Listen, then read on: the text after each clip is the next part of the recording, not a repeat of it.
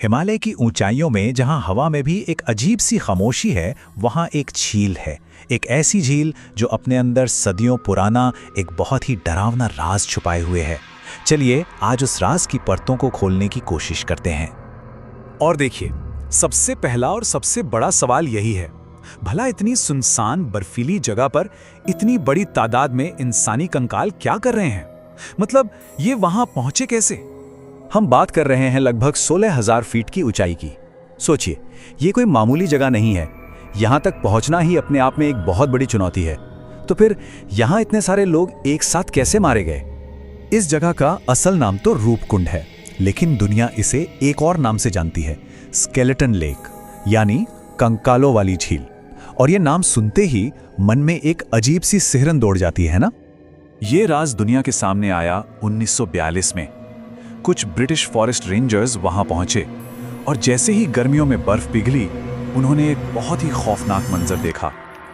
झील के चारों तरफ बस इंसानी हड्डियां और खोपड़ियां बिखरी पड़ी थीं।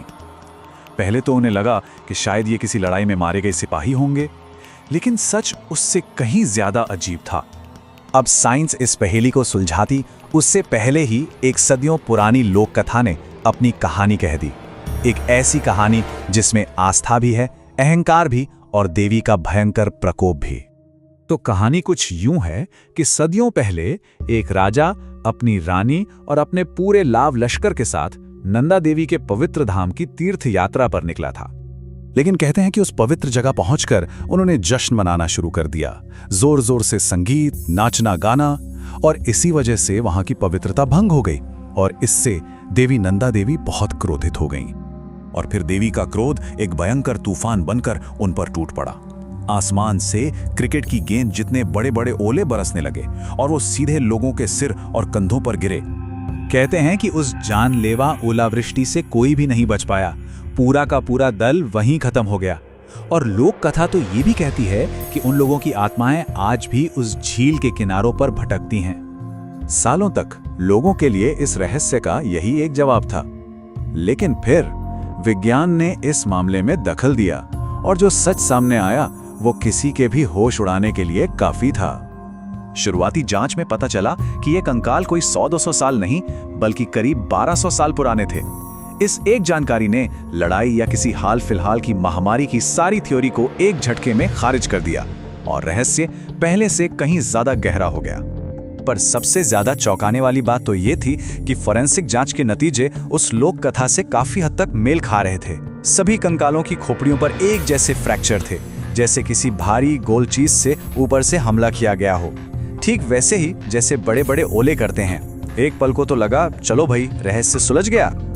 लेकिन कहानी यहाँ खत्म नहीं हुई। जैसे ही वैज्ञानिकों ने और गहरी जांच शुरू की, एक ऐसा सच सामने आया जिसने इस पूरी कहानी को ही पलट कर रख दिया।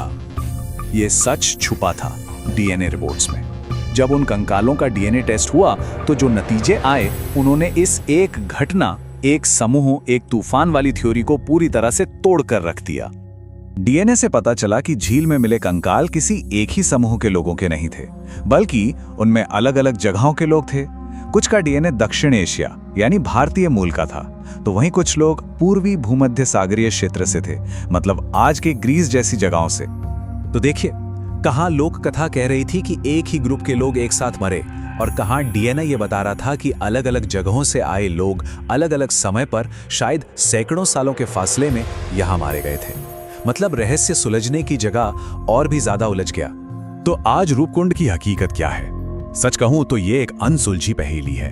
एक ऐसी जगह जहां ना तो विज्ञान पूरी कहानी बता पा रहा है और ना ही लोक कथा। ये वो जगह है जहां इतिहास आज भी खामोशी से सांस ले रहा है।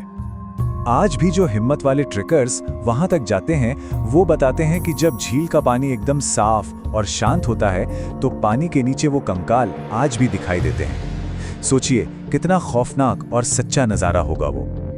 और बात सिर्फ इतनी ही नहीं है, कई लोग ये दावा भी करते हैं कि रात में वहां अजीब अजीब सी आवाजें आती हैं। कुछ ने तो चलती फिरती परछाइयां तक देखने की बात कही है। अब ये ऊंचाई का असर है या दिमाग का वहम, या फिर वाकई वहां कुछ ऐसा है जो हम नहीं जानते। रूपकुंड ये सिर्फ एक झील नहीं, ये एक टाइम कैप्सूल है जहां ना जाने कितनी कहानियां बर्फ के नीचे दबी हुई हैं। और शायद ये हमें यही याद दिलाता है कि कुछ रहस्य सुलझने के लिए नहीं होते, वो बस हमें ये सोचने पे मजबूर करते हैं कि हम कितना कम जानते हैं। अगर कभी वहां जाएं और ध्यान से सुने तो क्या पता बर्फ के नीचे से आपको भी इतिहास की वो फुसफुसाहट सुनाई दे जाए।